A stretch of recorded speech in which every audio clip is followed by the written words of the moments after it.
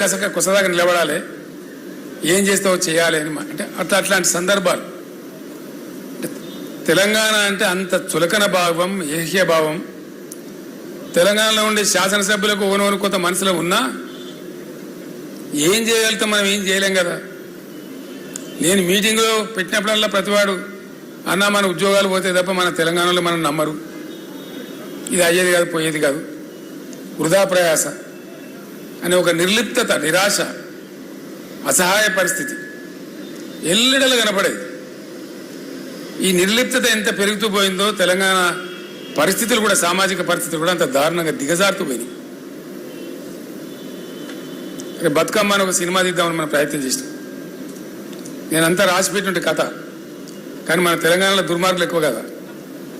వాడు దండన పోయి రిజిస్ట్రేషన్ చేసి వాడు మొదలుపెట్టిన దుకాణం. వాడు ఏం తీయలేదు, సన్నాసాలు ఏం లేదు. యాక్చువల్లీ పోతుగల్ అని ఒక ఊరు ఉంటుందండి. ఆ పోతుగల్ ఊరు పక్కనే ఇంకో ఊరు ఉంటుంది. ఆ ఊరికి మా అక్కనిచ్చినాం. గూడూరు అనే ఊరు ఉంటుంది, మా సిస్టర్ని ఇచ్చినాం. మా ఊర్లో పాఠశాల లేకుండే. ఎంత గొప్పగా ఉండే తెలంగాణ అంటే, నేను ప్రైమరీ స్కూల్ చదువుకున్న టైంలో మా ఊళ్ళో సర్కారు స్కూలే లేదు. నన్ను మా నాయన ఊరికి పంపించింది. అక్కడ కూడా భట్రాజు బల్లే చదువుకున్నాను నేను. తవ్వలు, మానకలు, అడ్డలు, ఈసాలు, పరకలు, బొట్లు, నా చదువు అక్కడి నుంచి ప్రారంభమైంది. పెద్దబాల శిక్ష బాబత్ చదువు. అక్కడ అప్పర్ మానేరు నుంచి వచ్చే కెనాల్ ఏదైతే ఉంటుందో దాన్ని నేను ఈత కొట్టేది. నేను స్వయంగా దాన్ని ఈత కొట్టేది నా దోస్తులతో కలిసి.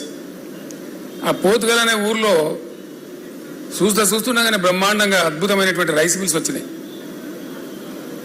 చాలా ఒకరికి పోటీ ఒకరు దాదాపు ఒక 15-20 రైస్ మిల్స్ వచ్చినాయి పెద్దవి. అది ఇంచుమించు ఒక వ్యాపార కేంద్రంగా, ఒక వడ్ల కొనుగోలు కేంద్రంగా మారింది. నా కళ్ళ ముందర నేను సాక్షి ఉంది. ఎట్టెట్ల తెలంగాణలో పరిస్థితులు దిగజారుతున్నాయో, ఒక్కటంటే ఒకటి కూడా లేకుండా ఆ రైస్ మిల్ అన్ని మాయమైపోయినాయి. గొప్ప సీన్ ఉండే బతుకమ్మ సినిమా కోసం. ఏ విధంగా పరిస్థితి దిగజారింది తెలంగాణలో అనేదానికి, అప్పర్ మానేరు కాలువ పారినప్పుడు ఎట్లా పెరిగింది, ఆ కాలువ బంద్ అవుతా ఉంటే ఎండిపోతా ఉంటే ఎట్లా పోయింది తెలంగాణ అనే దానికి సజీవ సాక్ష్యంగా నా కళ్ళ ముందు నేను సాక్షిగా ఉన్నటువంటి ఘట్టం. ఇట్లా అనేక చోట్ల ఇక చెప్పుకుంటూ పోతే రేపు గీయాల దగ్గర చెప్పిన ఉడవది. అందరు బాధితులే. బంజారాహిల్స్లో అప్పుడు మన కార్యాలయం ఉండే. కూర్చొని ఉన్నాం మధ్యాహ్నం పూట. మహబూబ్నగర్ జిల్లా నుంచి ఒక 30-40 మంది రైతులు వచ్చారు. వాళ్ళు లోపలికి చెప్పారు, సార్ మహబూబ్నగర్ జిల్లా వాళ్ళు వచ్చి కలుస్తారట. సరే రమ్మని హాల్లోకి పోయి, నేను హాల్లోకి పోయి మంది ఎక్కువ ఉన్నాను వాళ్ళని పిలుచుకొని ఛాయ్కి దాటి కూర్చొని ఏం సంగతి అంతా బాగున్నారంటే, ఇక ఏం బాగున్నాం సార్, బతకలేక హైదరాబాద్కి వచ్చినాం. ఏం చేస్తారు హైదరాబాద్లో? ఛాయ్ అడ్డకూలి సరిగా ఏ పని దొరుకుతా పనికి, పని ఏం లేదు, అడ్డా మీద పోయి కూర్చుంటాము, ఏది దొరుకుతుంది అని వాళ్ళు ఏం చెప్పారు. ఈయననే మా భూస్వామి సార్, ఈయననే మా రెడ్డి, ఆ జిల్లాలో మాట్లాడతారు అట్లా. ఈయననే మా రెడ్డి సార్, మాకు ఈయన భూములు మేము పనిచేసేది, ఈయనకు 60 ఎకరాల భూమి ఉన్నది, బతకలేక ఈయన కూడా మాతో వచ్చిందని చెప్పి. మరి ఏం చేస్తున్నా, ఆయన కూడా కూలి పని చేస్తున్నట్టే. లేసారిగా మా పటేలని మేము ఇచ్చేతుకు మొగద్దామని పెట్టుకున్నాము. మాకు ఇచ్చే కూలీ లెక్కలు అతను పెద్ద మనిషిలాగా పెట్టుకున్నాము. మా కళ్ళ ముందే ఆయన కూలి చేయడం ఇష్టం లేక అని కళ్ళకు నీళ్ళు తీసుకొని చెప్పారు వాళ్ళు. ఇటువంటి ఎన్నో రకాల బాధలు. మొత్తం పాలమూరు జిల్లా బొంబాయి బస్సుల కాలవాలం కావడం ఒక హృదయ విదారకమైనటువంటి దృశ్యం. కానీ దురదృశ్యం ఏంటంటే, ఆనాడు ఉన్నటువంటి తెలంగాణలో ఉన్నటువంటి కాంగ్రెస్ నాయకులు కానీ, టీడీపీ నాయకులు కానీ కేవలం రాజకీయాలు, వాళ్ళ పదవులు వాళ్ళ కోసం చూసుకున్నారు తప్ప ఒక్కడు కూడా గట్టిగా స్పందించి తెలంగాణ కోసం మాట్లాడాలి. కనీసం వాళ్ళ జిల్లాకు జరిగే నమ్మలేరు. మీకు కూడా చాలా మందికి తెలియదు ఈ విషయం. ఇక్కడ జలసాధన మనం ఎప్పుడో చేసినాం, మీరు మర్చిపోయారు. బచావత్ ట్రిబ్యునల్ అని ఒక ట్రిబ్యునల్ ఉంటుంది. 1974లో వాళ్ళు 2 నదుల నీళ్లు కేటాయించినారు. గోదావరి, కృష్ణా నది నీళ్లు కేటాయించేటప్పుడు ఆయన కామెంట్ రాసిండు ఆ బచావత్ జడ్జి గారు.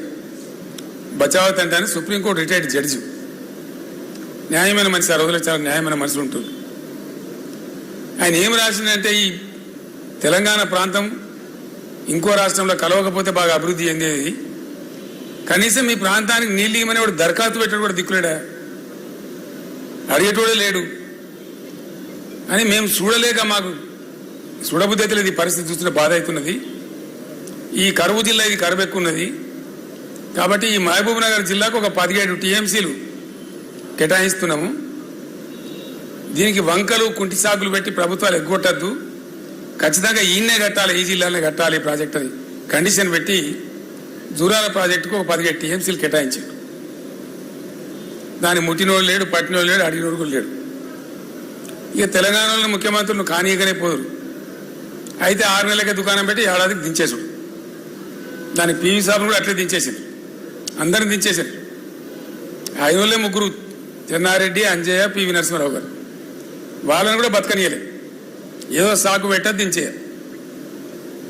చివరికి అంజయ్య గారు ముఖ్యమంత్రి అయిన టైంలో ఆయనకు మనసులో ఉన్న ప్రేమకమాన పోయి అందరికి అధికారులకు చెప్పి జూరాలకు ఫౌండేషన్ వేసిండు ఆయన.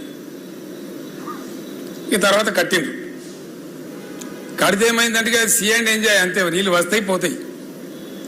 కర్ణాటకది కొంత భూమి మునిగింది, వాటి నిండా నింపునే నీళ్లు, ఇక కాలువ దవ్వరు, నీళ్లు వారాయి, ఏం లేదు.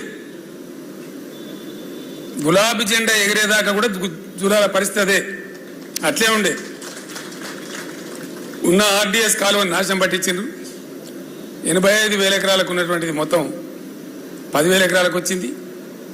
జూరాలనేమో జస్ట్ సీ అండ్ ఎంజాయ్, నీళ్ళు వస్తూ ఉంటాయి పోతూ ఉంటాయి, ఏం లేదు మనకి, వట్టిదే పిక్నిక్ పోయినట్టు. మన దానిలో ఉంటుంది కానీ మనది కాని ప్రాజెక్ట్. అప్పుడు నేను చాలా భయంకరంగా దాడి పెట్టి పాలమూరు సభలో గర్జిస్తే అప్పుడు మోకాళ్ళ మీద ఊరికి అప్పుడున్న ప్రభుత్వం కర్ణాటకకు డబ్బులు చెల్లించి అప్పటి నుంచి జూరాలను నింపడం, కాలువ కింద సాఫ్ చేయడం అనేది స్టార్ట్ అయింది. ఆర్డీఎస్ కూడా అప్పటిదాకా అడిగిన వాళ్ళు లేడు, పడుచుకున్న వాళ్ళు లేడు, మాట్లాడిన తెలంగాణలో మరి ఆ జిల్లా నుంచి ఎమ్మెల్యేలు లేరా, ఎంపీలు లేరా, మంత్రులు లేరా అంటే ఉన్నారు కానీ బానిసలు, కట్టు బానిసలు, నోరు తెరిచే ధైర్యం లేదు. ఆర్డీఎస్ కూడా జూరాల లింక్ కెనాలను పెట్టి దాని దుకాణం మొదలుపెట్టినారు. ఇట్లా అనేక అనుభవాలు. నేను చేసిన ఆర్డీఎస్ పాదయాత్ర తర్వాత కొన్ని ఫలితాలు, హాలియాటు కోదాడ పాదయాత్ర చేస్తే లెఫ్ట్ కెనాల్ మీద, నాగార్జున సార్ లెఫ్ట్ కెనాల్ మీద కొంత రిలీఫ్, అప్పుడు విజయసింహారెడ్డి గారి నాయకత్వం వహించండి దానికి. అప్పుడంతా కూడా అక్కడ కుడికాలు ఒక ఫ్రీ, ఎడమకాలకేమో కరెంటు ఛార్జీలు. నల్గొండ సభలో గర్జించిన నేను, సమైక్య రాష్ట్రంలో సమగ్రాభివృద్ధి అంటే ఇదేనా?